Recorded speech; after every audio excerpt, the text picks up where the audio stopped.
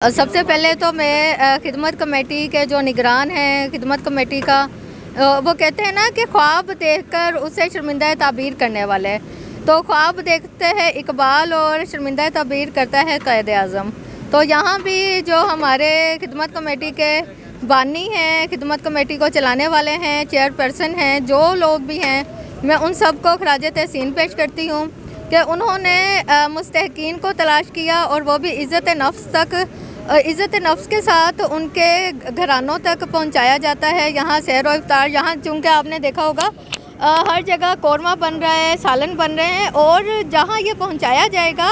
वहीं की मसाजिद में वो बने हुए हैं तंदूर, वहाँ ताज़ी रोटी के साथ उनके घरों तक पहुंचाया जाएगा कि कहीं ऐसा ना हो कि यहाँ से वहाँ तक जाते जाते रोटी भी जो है वो ठंडी ना हो जाए। तो मैं यही कहूँगी, क्योंकि मेरे सीनियर्स सब ये वाली बात कह चुके हैं कि इज़्ज़त नफ्स का ख्याल भी रखना है, और साथ साथ ये